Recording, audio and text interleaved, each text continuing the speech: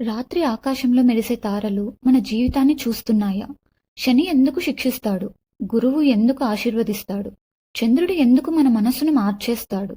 ఇవి కేవలం గ్రహాలు కాదు, వేల సంవత్సరాలుగా ఋషులు పూజించిన దేవతలు. ఈ రోజు నవగ్రహాల నిజమైన రహస్య కథ తెలుసుకుందాం. మన జీవితంలో వాటి సంబంధం తెలుసుకుందాం. సూర్యుడు నవగ్రహాల రాజు. కశ్యప మహర్షి అతిథిదేవి కుమారుడిగా పురాణాల్లో చెప్పబడిన సూర్య భగవాన్ జీవానికి ప్రాణశక్తి, ఆత్మబలం, నాయకత్వం ఇస్తాడని నమ్మకముంది. ఉదయాన్నే సూర్య నమస్కారం చేసి ఆదిత్య హృదయం చదవడం వల్ల ఆరోగ్యం, ధైర్యం, స్పష్టమైన దృష్టి వస్తాయని భక్తులు విశ్వసిస్తారు. చంద్రుడు మనస్సుకు అధిపతి. దక్ష ప్రజాపతి కుమార్తెలను వివాహం చేసుకున్న చంద్రుడు రోహిణిని ఎక్కువగా ప్రేమించడంతో శాపం పొంది క్షయ వృద్ధి పొందడానికి కథ ఉంది. చంద్రుని అనుగ్రహం వల్ల శాంతి, ప్రేమ, మాతృస్నేహం పెరుగుతాయి. సోమవారం ఉపవాసం చేసి పాలు, బియ్యం దానం చేస్తే మనస్సుకు స్థిరత్వం వస్తుందని చెబుతారు. కుజుడు లేదా మంగళుడు ధైర్యం, యుద్ధశక్తికి ప్రతీక. శివుడి తపస్సు శక్తి నుండి పుట్టినవాడని పురాణాల్లో ఉంది. కుజ ప్రభావం ఉన్నవారు త్వరగా కోపపడినా గొప్ప ధైర్యం చూపుతారు. మంగళవారం హనుమాన్ పూజ, ఎరుపు పువ్వులు సమర్పణ వల్ల శాంతి, విజయం కలుగుతాయని భక్తులు నమ్ముతారు.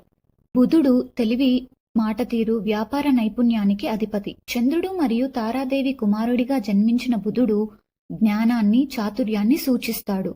బుధ ప్రభావం వల్ల సంభాషణ, చదువు, గణితం బాగా ఉంటాయి.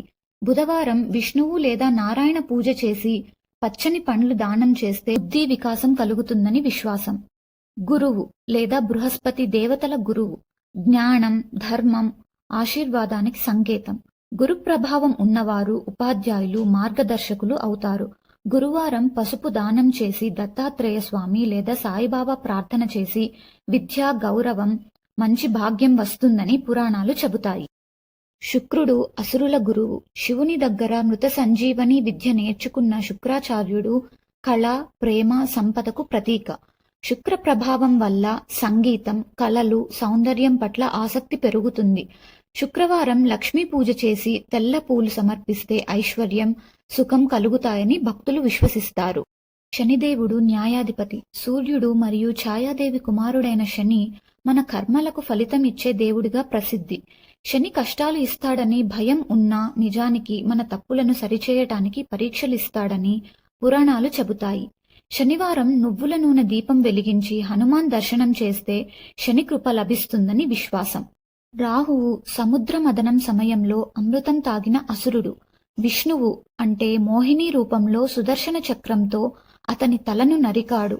రాహు మాయ, అకస్మాత్తు మార్పులు, విదేశీ అవకాశాలకు కారణమని చెబుతారు.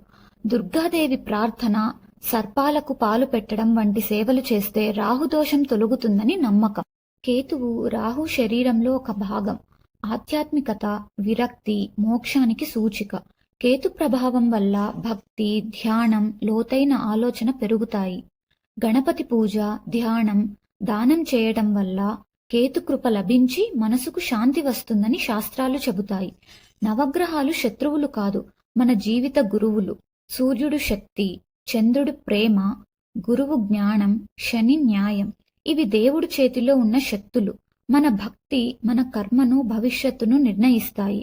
గ్రహాలు మారవు, కానీ మనం మారితే జీవితం మారుతుంది. ఇలాంటి దైవత్వంతో కూడిన కథలు కావాలంటే మా ఛానల్ను సబ్స్క్రైబ్ చేసుకోండి.